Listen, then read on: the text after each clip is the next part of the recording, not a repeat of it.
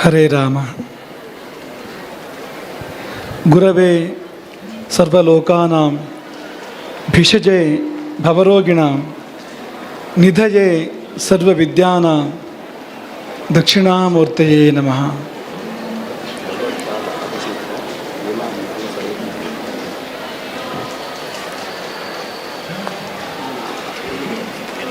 ನಮೋಸ್ತು ಗುರವೇ ತುಭ್ಯಂ ಯೇನ ವೇದಾಃ ಸುರಕ್ಷಿತಾಃ ಯೇನ ಭಾರತದೇಶೋಯಂ ಏಕರಾಷ್ಟ್ರೀಕೃತ ಸ್ವಯಂ.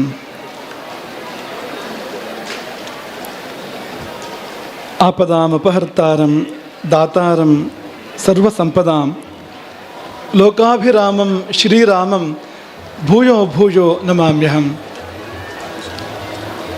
ಅಂಜನಾನಂದನಂ ವೀರಂ ಜಾನಕೀ ಶೋಕನಾಶನಂ ಕಪೀಶಂ ಅಕ್ಷಹಂತಾರಂ ವಂದೇ ಲಂಕಾ ಭಯಂಕರಂ.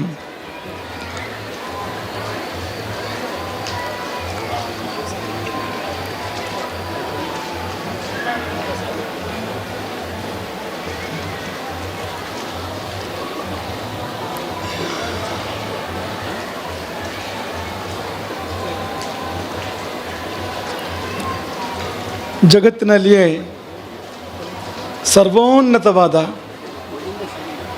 ಕೃಷ್ಣಶಿಲೆಯ ಕೋದಂಡರಾಮನ ದಿವ್ಯ ಸನ್ನಿಧಾನ.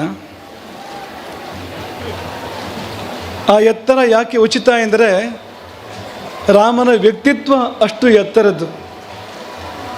ಈ ಭೂಮಿ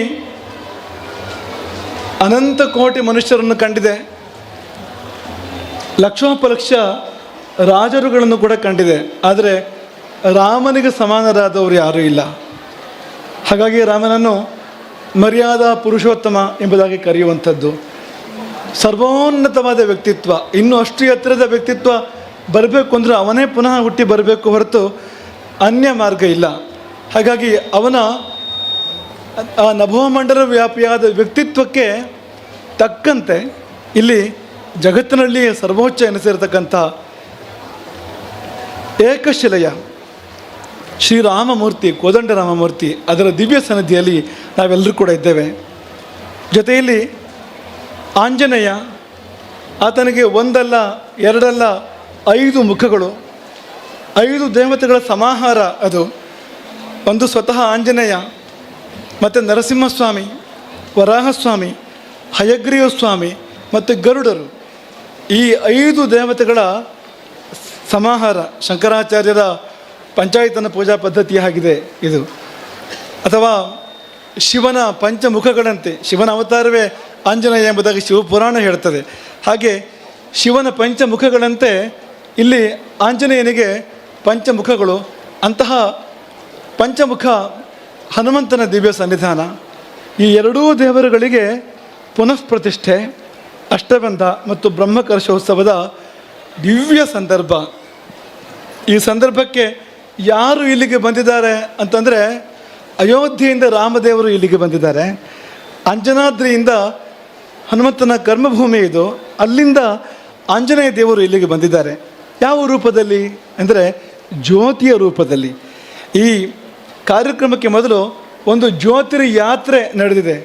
ಅಯೋಧ್ಯೆಯ ರಾಮನ ಸನ್ನಿಧಾನದಿಂದ ಅಲ್ಲಿ ಹೊತ್ತಿಸಿದ ದೀಪ, ಅಯೋಧ್ಯೆಯ ರಾಮನ ನಂದಾದೀಪದಿಂದ ಹೊತ್ತಿಸಿರ್ತಕ್ಕಂಥ ಒಂದು ದೀಪ, ಅದು ಭಾರತದ ಉದ್ದಗಲವನ್ನು ಸಂಚರಿಸಿ ಇಲ್ಲಿ ಪರಶುರಾಮ ಸೃಷ್ಟಿಯ ಈ ಒಂದು ದಕ್ಷಿಣ ಕನ್ನಡಕ್ಕೆ ಬಂದು ಇಲ್ಲಿ 60 ಗ್ರಾಮಗಳನ್ನು ಸಂಚಾರ ಮಾಡಿ 108 ಶ್ರದ್ಧಾ ಕೇಂದ್ರಗಳನ್ನು ತಲುಪಿ ಕೊನೆಯದಾಗಿ ಹನುಮಗಿರಿಗೆ ತಲುಪಿದ್ದೇನು ಅಂದರೆ ಅದು ರಾಮ ಮತ್ತು ಆಂಜನೇಯರ ಅದ್ವೈತ ಇಲ್ಲಿಗೆ ಬಂದು ತಲುಪಿರುವಂಥದ್ದು. ಅಯೋಧ್ಯೆಯ ರಾಮ ಜ್ಯೋತಿ ರೂಪನಾಗಿ ಅಂಜನಾದ್ರಿಯನ್ನು ಸೇರಿ ಅಲ್ಲಿ ಹನುಮಂತನನ್ನು ಒಡಗೂಡಿಕೊಂಡು ಅದ್ವೈತವಾಗಿ ಇಲ್ಲಿಗೆ ಬಂದು ಸೇರುವಾಗ ಹನುಮಗಿರಿ ಅದು ಸಾರ್ಥಕ ಅನಿಸಿಕೊಂಡಿತು. ಈ ಮಣ್ಣಿಗೊಂದು ಸಾರ್ಥಕತೆ ಲಭಿಸಿರ್ತಕ್ಕಂಥ ಒಂದು ದಿವ್ಯ ಕ್ಷಣ ಇದು. ಈ ಸಮಯದಲ್ಲಿ ಇಲ್ಲಿ 2 ಮಹತ್ ಕಾರ್ಯಗಳು ನಡೆದಿದ್ದಾವೆ. ಒಂದು ರಾಮ ಮಂತ್ರದ ದೀಕ್ಷೆಯನ್ನು ಕೊಡುವಂಥ ಕಾರ್ಯಕ್ರಮ. 13,000 ಭಕ್ತರಿಗೆ ರಾಮತಾರಕ ಮಂತ್ರದ ದೀಕ್ಷೆಯನ್ನು ಇಲ್ಲಿ ಕೊಡಲಾಗಿದೆ. ತತ್ಪ್ರಯುಕ್ತವಾಗಿ ಇಲ್ಲಿ ಒಂದು ಮಹಾಯಾಗವೂ ಕೂಡ ನಡೆದಿದೆ. ಕೋಟಿ ರಾಮತಾರಕ ಮಹಾಯಾಗವು ಕೂಡ ಇದೀಗ ತಾನೇ ಪೂರ್ಣಾಹುತಿಯೊಂದಿಗೆ ಅದು ಸಂಪನ್ನವಾಗಿದೆ.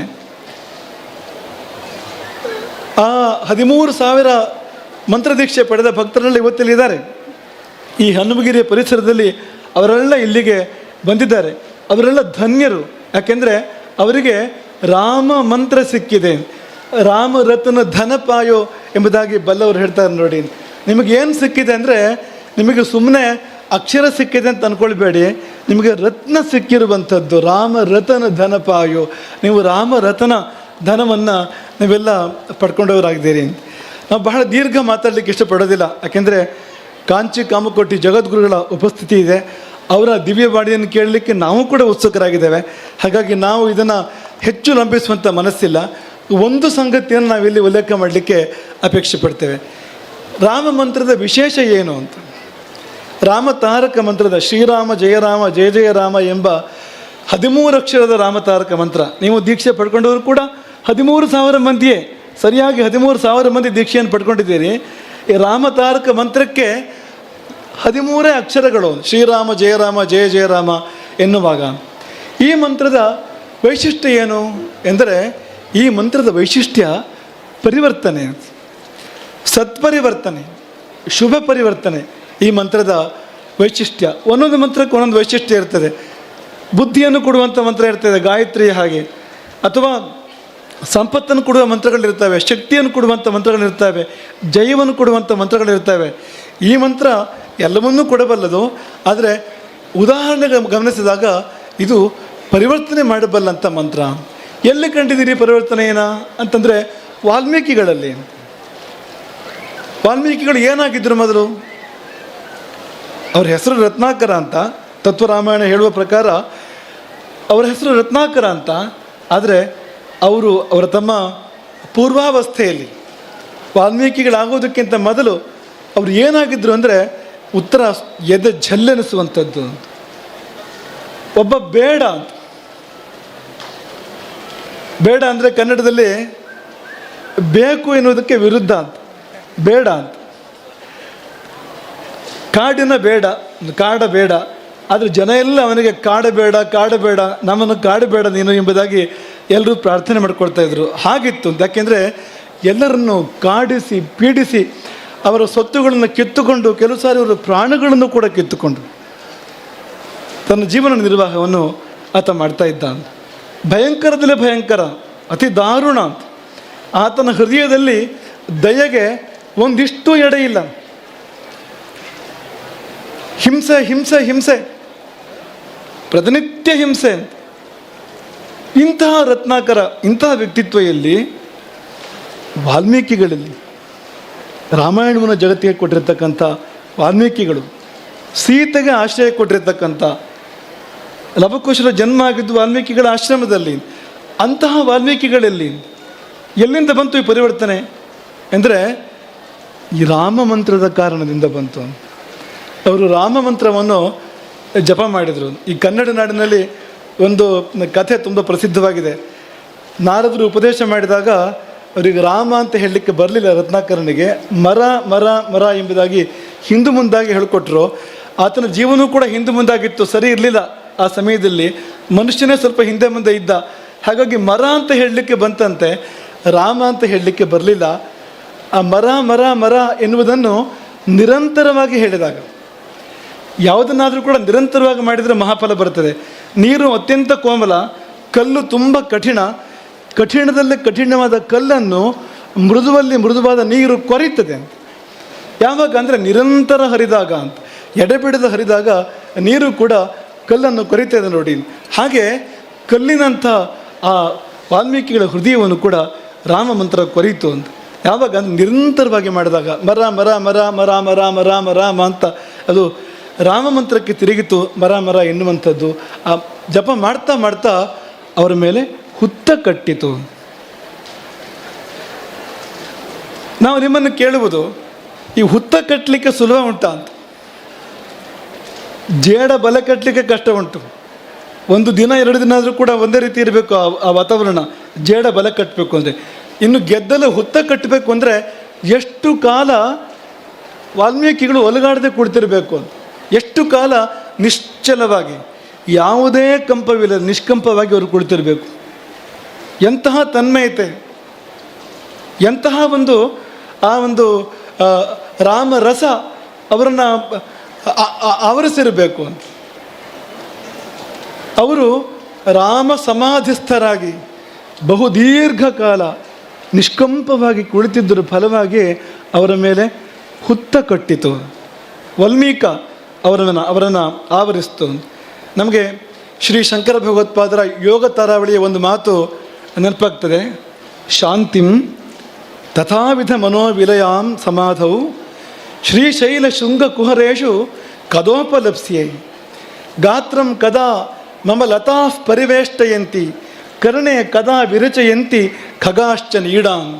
ಶಂಕರಾಚಾರ್ಯರು ಅವ್ರು ಹೇಳ್ತಾರೆ, ಅವರಿಗೆ ಸಮಾಧಿ ನಿತ್ಯ ಸಿದ್ಧ, ಆದರೆ ಸಾಧಕರ ಪರವಾಗಿ ಅವರು ಹೇಳುವಂಥದ್ದು ಅಂತಹ ಶಾಂತಿ, ಅಂತಹ ಸಮಾಧಿ, ಮನಸ್ಸು ಲಯಗೊಳ್ಳುವಂಥ ಅಂಥ ಸಮಾಧಿ ಎಂದು ತಾನು ಲಭಿಸಿತು. ಶ್ರೀಶೈಲ ಪರ್ವತದ ಕುಹರಗಳಲ್ಲಿ, ಗುಹೆಗಳಲ್ಲಿ ಧ್ಯಾನಸ್ಥನಾಗಿ ಕುಳಿತು ಮೈ ಮರೆತು ಎಷ್ಟೋ ಕಾಲ ಕಳೆದು ಹೋಗಿ ಎಲ್ಲಿವರೆಗೆ ಅಂದರೆ ಗಾತ್ರಂ ಕದಾ ಮಮ ಲತಾ ಪರಿವೇಷ್ಟಯಂತಿ, ಮೈ ಮೇಲೆ ಬಳ್ಳಿ ಬೆಳೀಬೇಕು ಅಂತ, ಕಿವಿಯಲ್ಲಿ ಪಕ್ಷಿಗಳು ಗೂಡು ಕಟ್ಟಬೇಕು ಅಂತ, ಅಲ್ಲಿವರೆಗೆ ಸಮಾಧಿ ಅಂತ. ಬಳ್ಳಿ ಬೆಳೆಯುವವರೆಗೆ, ಕಿವಿಯಲ್ಲಿ ಪಕ್ಷಿಗಳು ಗೂಡು ಕಟ್ಟುವವರೆಗೆ ಸಮಾಧಿ ಅಂತ ಶಂಕರಾಚಾರ್ಯರು ನಿರೂಪಿಸಿರ್ತಕ್ಕಂಥ ಸಮಾಧಿ ಇಂಥದ್ದದು ಅಂತ. ಇದನ್ನೇ ಹೋಲುವಂಥ ಸಮಾಧಿ ವಾಲ್ಮೀಕಿಗಳದ್ದು. ಯಾಕೆಂದರೆ ಮೈ ಮೇಲೆ ಹುತ್ತ ಕಟ್ಟಿದೆ. ಈ ನಾವೆಲ್ಲ ರಾಮತಾರಕ ಹೇಳುವಾಗ ನಮಗೆ ಅಂಥ ಏಕಾಗ್ರತೆ ಬರ್ತದ? ನಾವು ಅಲ್ಲಾಡದೆ ಕೂತ್ಕೊಳ್ತೇವ ಗಂಟೆಗಟ್ಟಲೆ, ದಿನಗಟ್ಟಲೆ, ವಾರಗಟ್ಟಲೆ, ತಿಂಗಳುಗಟ್ಟಲೆ, ವರ್ಷಗಟ್ಟಲೆ ಅಲ್ಲಾಡದೆ ಕೂತ್ಕೊಳ್ತೇವೆ. ನಾವು 5 ನಿಮಿಷ ಕೂತ್ಕೊಳ್ತೇವ. 5 ನಿಮಿಷ ಕೊಡ್ತಿದ್ರೆ ಸಿದ್ಧಿ ಆಗ್ತಿತ್ತು. ಆದರೆ 5 ನಿಮಿಷ ಕೂಡ ನಾವು ನಿಷ್ಕಂಪವಾಗಿ ಅಲ್ಲಾಡದೆ ಕುಳಿತುಕೊಳ್ಳೋದಿಲ್ಲ. ಶರೀರ ಜಡವಾದರೆ ಮನಸ್ಸು ಕೂಡ ಜಡ ಆಗ್ತದೆ, ಶರೀರ ಸ್ಥಿರವಾದರೆ ಮನಸ್ಸು ಕೂಡ ಸ್ಥಿರ ಆಗ್ತದೆ, ಶರೀರ ಚಂಚಲವಾದರೆ ಮನಸ್ಸು ಕೂಡ ಚಂಚಲ ಆಗ್ತದೆ. ಎರಡು ಒಂದಕ್ಕೊಂದಕ್ಕೆ ಅಂತರಂಗ ಬಹಿರಂಗಗಳು ಸಂಬಂಧ ಇರುವಂಥದ್ದು.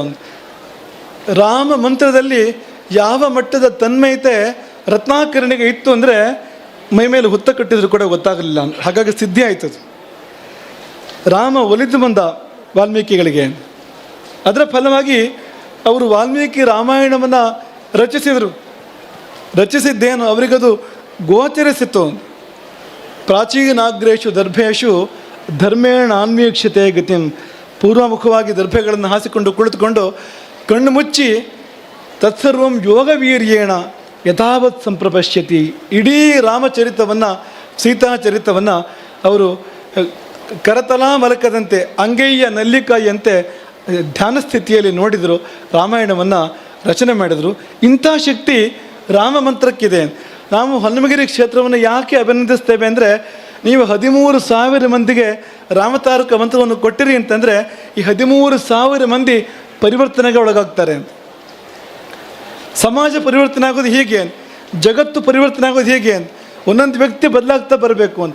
ಒಂದೊಂದು ವ್ಯಕ್ತಿಯಲ್ಲಿ ಸಾತ್ವಿಕ ಪರಿವರ್ತನೆ ಬಂದಾಗ ದೇಶವೇ ಧರ್ಮಶೀಲ ಆಗಲಿಕ್ಕೆ ಸಾಧ್ಯ ಇದೆ, ದೇಶವೇ ಧರ್ಮಮಯ ಆಗಲಿಕ್ಕೆ ಸಾಧ್ಯ ಇದೆ. ಇಂಥದ್ದೊಂದು ಅದ್ಭುತ ಕಾರ್ಯವನ್ನು ಈ ಒಂದು ಹನುಮಗಿರಿ ಕ್ಷೇತ್ರ ಮಾಡಿದೆ. 13,000 ಜನರಿಗೆ ಈ ರಾಮತಾರಕ ಮಂತ್ರದ ಜಪದ ಒಂದು ದೀಕ್ಷೆಯನ್ನು ಇಲ್ಲಿಂದ ಕೊಡಲಾಗಿದೆ. ಅದೊಂದು ಅದ್ಭುತವಾಗಿರುವ ಕಾರ್ಯ. ತದಂಗವಾಗಿಯೇ ಈ ಒಂದು ರಾಮತಾರಕ ಹವನ, ವೈದಿಕೋತ್ತಮರು ಇಲ್ಲಿ ಸೇರಿಕೊಂಡು ಈ ರಾಮತಾರಕ ಹವನವನ್ನು ಇಲ್ಲಿ ಪರಿಪೂರ್ಣಗೊಳಿಸಿದ್ದಾರೆ. ಇದೇ ಸಮಯದಲ್ಲಿ ಕಾಮಕೋಟಿಯ ಪೂಜ್ಯ ಜಗದ್ಗುರುಗಳು ಇಲ್ಲಿಗೆ ಆಗಮಿಸಿದ್ದಾರೆ. ತುಂಬ ಅರ್ಥಪೂರ್ಣ ಅಂತ ಅನ್ನಿಸ್ತದೆ. ನಾವು ಹಿಂದೊಮ್ಮೆ ಕಾಮಕೋಟಿ ಜಗದ್ಗುರುಗಳ ಸನ್ನಿಧಿಯಲ್ಲಿ ಇದನ್ನು ಪ್ರಸ್ತಾಪ ಮಾಡಿದ್ದು. ಲಲಿತೋಪಾಖ್ಯಾನ ನಿರೂಪಣೆ ಮಾಡುವ ಪ್ರಕಾರ ಕಾಮಾಕ್ಷಿ ಬೇರೆಯಲ್ಲ, ರಾಮದೇವರು ಬೇರೆಯಲ್ಲ ಅಂತ. ಲಲಿತೋಪಾಖ್ಯಾನದಲ್ಲಿ ದಶರಥ ಚಕ್ರವರ್ತಿ ಮಕ್ಕಳಿಲ್ಲದೆ ಕಾಂಚಿಗೆ ಬಂದು ಕಾಮಾಕ್ಷಿಯನ್ನು ಕುರಿತು ಆತ ತಪಸ್ಸು ಮಾಡಿ ಅನುಷ್ಠಾನ ಮಾಡಿ ಕಾಮಾಕ್ಷಿ ರಾಜರಾಜೇಶ್ವರಿ ಆಕೆ ಒಲಿದು ಬಂದು ಆತನಿಗೆ ವರ ಕೊಟ್ಟಿದ್ದೇನು ಅಂದರೆ, ನಾನೇ ನಿನಗೆ 4 ಮಕ್ಕಳ ರೂಪದಲ್ಲಿ ಹುಟ್ಟಿ ಬರ್ತೇನೆ, ರಾಮ ಲಕ್ಷ್ಮಣ ಭರತ ಶತ್ರುಘ್ನ ಎಂಬ 4 ಮಕ್ಕಳ ರೂಪದಲ್ಲಿ ನಾನೇ ಹುಟ್ಟಿ ಬರ್ತೇನೆ ಎಂಬುದಾಗಿ ಕಾಂಚಿಯ ಕಾಮಾಕ್ಷಿ ದೇವಿ ಹೇಳಿದರು ಎಂಬುದಾಗಿ ಬ್ರಹ್ಮಾಂಡ ಪುರಾಣದ ಅಂತರ್ಗತವಾಗಿರ್ತಕ್ಕಂಥ ಲಲಿತೋಪಾಖ್ಯಾನ ನಿರೂಪಣೆ ಮಾಡ್ತದೆ. ಅದು ಹಯಗ್ರೀವ ಮತ್ತು ಅಗಸ್ತ್ಯರ ಸಂವಾದ. ಅದು ಈ ಕಥಾನಕವನ್ನು ನಿರೂಪಣೆ ಮಾಡ್ತದೆ. ಹಾಗಾಗಿ ಕಾಮಾಕ್ಷಿ ಬೇರೆ ಅಲ್ಲ, ಶ್ರೀರಾಮ ಬೇರೆ ಅಲ್ಲ ಅಂತ. ರಾಮ ಲಕ್ಷ್ಮಣ ಭರತ ಶತ್ರುಘ್ನ ಬೇರೆ ಅಲ್ಲ. ಕಾಮಾಕ್ಷಿಯೇ ತನ್ನ ಅಂಶಾಂಶಗಳಿಂದ ರಾಮ ಲಕ್ಷ್ಮಣ ಭರತ ಶತ್ರುಘ್ನರಾಗಿ ಜನಿಸಿದಳು. ಕಾಮಾಕ್ಷಿಯೇ ಪೂಜ್ಯ ಜಗದ್ಗುರುಗಳನ್ನು ಇಲ್ಲಿಗೆ ಕಳುಹಿಸಿಕೊಟ್ಟಿದ್ದಾಳೆ. ರಾಮದೇವರ ಕಾರ್ಯ ಇಲ್ಲಿ ಆಗ್ತದೆ, ಹನುಮಂತನ ಕಾರ್ಯ ಇಲ್ಲಿ ಮಹತ್ ಕಾರ್ಯ ಇಲ್ಲಿ ನಡೀತದೆ.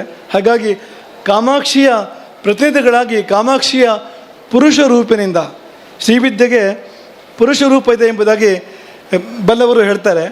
ಆ ರೂಪದಲ್ಲಿ ಪೂಜ್ಯ ಜಗದ್ಗುರುಗಳು ಇಲ್ಲಿಗೆ ಆಗಮಿಸಿ ಈ ಹನುಮಗಿರಿ ಕ್ಷೇತ್ರವನ್ನು ಪಾವನಗೊಳಿಸಿದ್ದಾರೆ. ಈ ಕ್ಷೇತ್ರದ ದೃಷ್ಟಿಯಿಂದ ಇದೊಂದು ಅತ್ಯಂತ ಮಹತ್ವದ ದಿನ. ಯಾಕೆಂದರೆ ರಾಮದೇವರಿಗೆ ಮತ್ತು ಆಂಜನೇಯ ದೇವರಿಗೆ ಪುನಃ ಪ್ರತಿಷ್ಠೆ ಅಷ್ಟಬಂಧ ಬ್ರಹ್ಮಕಲಶ ನೆರವೇರ್ತಾ ಇದೆ. ಮಾತ್ರ ಅಲ್ಲ, ಆ ಸಮಯದಲ್ಲಿ ಕಾಂಚಿ ಕಾಮಕೋಟಿ ಮಹಾಪೀಠ ಇಲ್ಲಿ ದಿವ್ಯ ಸಾನ್ನಿಧ್ಯವನ್ನು, ದಿವ್ಯವಾದ ಉಪಸ್ಥಿತಿಯನ್ನು ಕೊಟ್ಟಿದೆ ಎನ್ನುವಂಥದ್ದು ಈ ಕ್ಷೇತ್ರದ ಪುಣ್ಯ, ಈ ಮಣ್ಣಿನ ಪುಣ್ಯ ಎಂಬುದಾಗಿ ನಾವು ಭಾವಿಸಿದ್ದೇವೆ. ನಮಗಾದರೂ ಅತೀವ ಸಂತೋಷ. ಈ ಹನುಮಗಿರಿ ಕ್ಷೇತ್ರಕ್ಕೆ ನಾವೊಂದು ಅಭಿನಂದನೆ ಸಲ್ಲಿಸಬೇಕು. ಯಾಕೆಂದರೆ ಮಾಣಿ ಮಠಕ್ಕೆ ಪೂಜ್ಯ ಗುರುಗಳು ಬರುವಂತೆ ಮಾಡಿದ್ದು ಹನುಮಗಿರಿ ಅಂತ. ಹಿಂದೆ ನಮ್ಮ ಕೆಕ್ಕಾರ ಮಠಕ್ಕೆ ಗುರುಗಳು ಬಂದಿದ್ದಾರೆ, ತೀರ್ಥಹಳ್ಳಿ ಮಠಕ್ಕೆ ಬಂದಿದ್ದಾರೆ, ಮಾಣಿ ಮಠಕ್ಕೆ ಗುರುಗಳು ಬಂದಿರಲಿಲ್ಲ. ಪೂಜ್ಯ ಜಗದ್ಗುರುಗಳು ಮಾಣಿ ಮಠಕ್ಕೆ ಬರಲಿಕ್ಕೆ ಏನು ಕಾರಣ ಆಯಿತು ಅಂದರೆ, ಈ ಹನುಮಗಿರಿ ಕ್ಷೇತ್ರದ ಆಹ್ವಾನದ ನಿಮಿತ್ತವಾಗಿ ನೋಡಿ, ಹೂವಿನ ಜೊತೆಗೆ ನಾರು ಸ್ವರ್ಗಕ್ಕೆ ಹೋಯಿತು ಅಂತ ಹೇಳಿದ ಹಾಗೆ ಪೂಜ್ಯ ಜಗದ್ಗುರುಗಳು ಮಾಣಿ ಮಠಕ್ಕೆ ಇವತ್ತೊಮ್ಮೆ ನಾಳೆ ಪುನಃ ಬಂದು ಅಲ್ಲಿ ವಸತಿಯನ್ನು ಮಾಡಲಿಕ್ಕಿದ್ದಾರೆ, ಅಲ್ಲಿ ಬಂದು ತಮ್ಮ ಸಾನ್ನಿಧ್ಯವನ್ನು ಕೊಡಲಿಕ್ಕಿದ್ದಾರೆ. ಹಾಗಾಗಿ ರಾಮಚಂದ್ರಾಪುರ ಮಠದ ಪರವಾಗಿ ಹನುಮೇರಿ ಕ್ಷೇತ್ರಕ್ಕೆ, ಅದೇನು ದೂರ ಅಲ್ಲ ನಮಗೆ, ಶ್ರೀಮಠದ ಶಿಷ್ಯ ಸಂಪತ್ತಿನಿಂದಲೇ ಅಭಿವರ್ಧಿತವಾಗಿರ್ತಕ್ಕಂಥ ಕ್ಷೇತ್ರ ಇದು, ನಮಗೆ ಯಾವ ಕಾರಣಕ್ಕೂ ದೂರ ಅಲ್ಲ. ಹಾಗಾಗಿ ಈ ಕ್ಷೇತ್ರಕ್ಕೆ ಒಂದು ವಿಶೇಷವಾಗಿರುವಂಥ ಅಭಿನಂದನೆಯನ್ನೇ ನಾವು ಈ ಸಮಯದಲ್ಲಿ ಹೇಳಬಯಸ್ತೇವೆ. ಶ್ರೀರಾಮ ವೇದ ಸಂಸ್ಕೃತ ಪಾಠಶಾಲೆಯ ಆ ಗುರುಕುಲದ ಭವನದಲ್ಲಿ ಗುರುಗಳ ಪಾದಸ್ಪರ್ಶ ಈ ಸಮಯದಲ್ಲಿ ಪೂಜ್ಯ ಜಗದ್ಗುರುಗಳ ಪಾದಸ್ಪರ್ಶ ಇದೇ ಕಾರಣಕ್ಕಾಗಿದೆ. ಹಾಗಾಗಿ ಕ್ಷೇತ್ರಕ್ಕೂ ಕೂಡ ಈ ಸಮಯದಲ್ಲಿ ನಾವು ಅಭಿನಂದನೆಯನ್ನು ಹೇಳ್ತಾ, ಈ ಹನುಮಗಿರಿ ಕ್ಷೇತ್ರ ನಾವು ಆಗಲೇ ಹೇಳಿದಾಗೆ ರಾಮನು ಇದ್ದಾನೆ, ಹನುಮಂತನು ಇದ್ದಾನೆ. ಸೀತಾಮಾತೆ ಪ್ರಕೃತಿಯ ರೂಪದಲ್ಲಿ, ಹಸಿರಿನ ರೂಪದಲ್ಲಿ ಸೀತಾಮಾತೆ ಕೂಡ ಈ ಪರಿಸರದಲ್ಲಿ ಇದ್ದಾಳೆ. ಕಪಿಲಾಶ್ರಮ ಗೋಶಾಲೆ ಇದೆ ಇಲ್ಲಿ. ಶಿಲ್ಪಮಯವಾದ ರಾಮಾಯಣ, ಶಿಲ್ಪಮಯವಾದ ಹನುಮತ್ ಕಥೆ, ಶಿಲಾಶಿಲ್ಪಮಯವಾಗಿರ್ತಕ್ಕಂಥ ರಾಮಕಥೆ ಮತ್ತು ಹನುಮತ್ ಕಥೆ ಇಲ್ಲಿ ಚಿತ್ರಿತವಾಗಿದೆ. ಈ ದಕ್ಷಿಣ ಕನ್ನಡ ದೇಶಭಕ್ತರ ಒಂದು ದೊಡ್ಡ ಕೇಂದ್ರ. ಹೀಗಾಗಿ ಇಲ್ಲಿಯ ದೇಶಭಕ್ತರ ಭಾವನೆಗಳ ಪ್ರತೀಕವಾಗಿ ಭಾರತ ಮಾತೆ ಇಲ್ಲಿ ಮೈವೆತ್ತಿದ್ದಾಳೆ. ದೇಶಕ್ಕೆ ಬಲಿದಾನಗೈದಿರತಕ್ಕಂಥ ಯೋಧರ ಸ್ಮಾರಕಗಳು ಕೂಡ ಇಲ್ಲಿ ಇದೆ. ಇಂತಹದ್ದೊಂದು ದಿವ್ಯ ಸನ್ನಿಧಾನ ಇವತ್ತು ಕಾಂಚಿ ಕಾಮಕೋಟಿಯ ಪೀಠಾಧಿಪತಿಗಳ ಉಪಸ್ಥಿತಿಯ ಮೂಲಕವಾಗಿ ಚಿನ್ನದ ಹೂವಿಗೆ ಸುಗಂಧ ಬಂದಂತೆ, ಚಿನ್ನದ ಕಮಲಕ್ಕೆ ಸುಗಂಧ ಬಂದಂತೆ ಆಗಿದೆ ಎಂಬುದಾಗಿ ಈ ಸಮಯದಲ್ಲಿ ನಾವು ಇದನ್ನು ಉಲ್ಲೇಖ ಮಾಡ್ತಾ, ಪೂಜ್ಯ ವಜ್ರದೇಹಿಗಳು, ವಜ್ರದೇಹಿ ಮಠ ಅಂತ ಹೆಸರು ಅದಕ್ಕೆ, ಅವ್ರ ಹೆಸರು ರಾಜಶೇಖರಾನಂದ. ಪೂಜ್ಯ ವಜ್ರದೇಹಿಗಳು ಅದೇ ಸಮಯಕ್ಕೆ ಒಳ್ಳೆ ಹನುಮಂತ ಕರೆದ ಹಾಗೆ ಅವರು ಇಲ್ಲಿಗೆ ಈ ಸಂದರ್ಭಕ್ಕೆ ಅವರು ಉಪಸ್ಥಿತರಾಗಿದ್ದಾರೆ. ಅವರ ಬಾಂಧವ್ಯ ಬಹಳ ಕಾಲದ್ದು. ಅವರ ಉಪಸ್ಥಿತಿಯನ್ನು ಕೂಡ ನಾವು ಈ ಸಮಯದಲ್ಲಿ ಅಭಿನಂದಿಸ್ತೇವೆ. ಅವರ ಮಾತುಗಳನ್ನು ಕೂಡ ನಾವು ಈ ಸಮಯದಲ್ಲಿ ಅಭಿನಂದಿಸ್ತೇವೆ. ಹಾಗೆ ಅವರ ಉಪಸ್ಥಿತಿಯನ್ನು ಕೂಡ ನಾವು ಆಧರಿಸ್ತಾ, ಹನುಮಂತನೇ ಅವರು ಕೂಡ ವಜ್ರದೇಹಿ ನಿರಂತರ ಹನುಮಂತನ ಉಪಾಸನೆ ಮಾಡ್ತಾರೆ. ಅವರು ಹನುಮಂತನ ಉಪಾಸಕರು. ಅವರನ್ನು ನೋಡಿದರೂ ಕೂಡ ಗೊತ್ತಾಗ್ತದೆ ಅವರು ಆಂಜನೇಯನ ಉಪಾಸಕರು ಅಂತ ಪ್ರತ್ಯೇಕ ಹೇಳಬೇಕಾಗಿಲ್ಲ. ವಜ್ರದೇಹಿ ಮಠ ಅಂತ ನೀವು ಸುಮ್ಮನೆ ಬಾಯಲ್ಲಿ ಹೇಳಬೇಕಾಗಿಲ್ಲ. ಅವರ ಶರೀರ ನೋಡಿದರೂ ಕೂಡ ವಜ್ರದೇಹಿ ಅಂತ ಅನ್ನಿಸ್ತದೆ, ಗೊತ್ತಾಗ್ತದೆ ಅಂತ ವಜ್ರದೇಹಿಗಳು ಈ ಸಮಯದಲ್ಲಿ ಇಲ್ಲಿ ಅಯಾಚಿತವಾಗಿ ಇಲ್ಲಿ ಉಪಸ್ಥಿತಿಯನ್ನು ಕೊಟ್ಟು ನಮ್ಮೆಲ್ಲರನ್ನು ಕೂಡ ಹರ್ಷಗೊಳಿಸಿದ್ದಾರೆ. ಅವರನ್ನು ಕೂಡ ಈ ಸಮಯದಲ್ಲಿ ಅಭಿನಂದಿಸ್ತಾ, ನಿಮ್ಮೆಲ್ಲರಿಗೂ ಶುಭಕಾಮನೆಗಳು. ನೀವು ಯಾರು ಈ ರಾಮತಾರಕ ಮಂತ್ರ ಸ್ವೀಕಾರ ಮಾಡಿದಿರೋ ಆ ಮಂತ್ರವನ್ನು ಜೋಪಾನ ಮಾಡಬೇಕು. ನಿಮಗೆ ಸಿಕ್ಕಿದ್ದು ರತ್ನ. ಒಂದು ಮಾತನ್ನು ಹೇಳ್ತೇವೆ, ಕಿವಿ ಮಾತು, ಬೇಸರ ಮಾಡಬೇಡಿ. ಮಂಗನ ಕೈಯಲ್ಲಿ ಮಾಣಿಕ್ಯ ಸಿಕ್ಕದಂತೆ ಆಗಬಾರ್ದು. ಯಾವಾಗ ಅದಾಗೋದಿಲ್ಲ ಅಂದರೆ ನೀವು ಆ ಮಂತ್ರವನ್ನು ಭಕ್ತಿಯಿಂದ, ವಾಲ್ಮೀಕಿಗಳ ಹಾಗೆ ರಾಮ ಭಕ್ತಿಯನ್ನು ತುಂಬಿಕೊಂಡು ನಿತ್ಯ ನಿರಂತರ ನೀವು ಅದನ್ನು ಅನುಷ್ಠಾನ ಮಾಡಿದರೆ ಅದು ನಿಮ್ಮ ಉದ್ಧಾರಕ್ಕೆ ಕಾರಣ ಆಗ್ತದೆ. ನೀವು ಜೋಪಾನ ಮಾಡಿದರೆ ಅದು ನಿಮ್ಮ ಮುಕ್ತಿಗೆ ಸೋಪಾನ ಆಗ್ತದೆ ಅಂತ. ನೀವು ಆ ಮಂತ್ರವನ್ನು ಜೋಪಾನ ಮಾಡಿದರೆ, ನಿತ್ಯ ಅನುಸಂಧಾನ ಮಾಡಿದರೆ ನಿಮ್ಮ ಮುಕ್ತಿಗೆ, ನಿಮ್ಮ ಇಲ್ಲಿಯ ಇಹಲೋಕದ ಶ್ರೇಯಸ್ಸಿಗೂ ಕೂಡ ಅದು ಸೋಪಾನ ಆಗ್ತದೆ. ಹಾಗಾಗಿ ಆ ರತ್ನವನ್ನು ಅತ್ಯಂತ ಜವಾಬ್ದಾರಿಯಿಂದ ನೀವು ಜೋಪಾನ ಮಾಡಬೇಕು, ನಿತ್ಯ ಅನುಷ್ಠಾನ ಮಾಡಬೇಕು.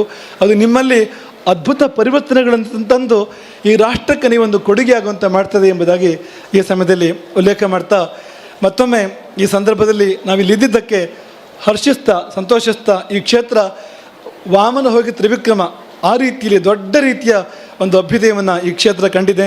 ದೇಶಕ್ಕೊಂದು ಪ್ರೇರಣೆ ಕೊಡುವಂತೆ, ಸಮಾಜಕ್ಕೆ ಸ್ಫೂರ್ತಿ ಕೊಡುವಂತೆ ಈ ಕ್ಷೇತ್ರ ಬೆಳೆದಿದೆ. ಇನ್ನಷ್ಟು ಮತ್ತಷ್ಟು ಅದು ಬೆಳೆಯುವ ದಿನಗಳನ್ನು ಕಾಣೋಣ. ಇನ್ನೂ ದೊಡ್ಡ ಕಾರ್ಯ ನಡೆದು ಪೂಜ್ಯ ಕಾಮಕೋಟಿ ಪೀಠಾಧೀಶರು ಮತ್ತೊಮ್ಮೆ ಇಲ್ಲಿಗೆ ಬರುವಂಥ ಅಂಥ ಸುಯೋಗ ಒದಗಿ ಬರಲಿ, ಎಲ್ಲರಿಗೂ ಸನ್ಮಂಗಲ ಉಂಟಾಗಲಿ, ಶ್ರೇಯಸ್ಸಾಗಲಿ ಎಂಬುದಾಗಿ ಅರ್ಪಣೆ ಆಗ್ತದೆ. ಹರೇ ರಾಮ.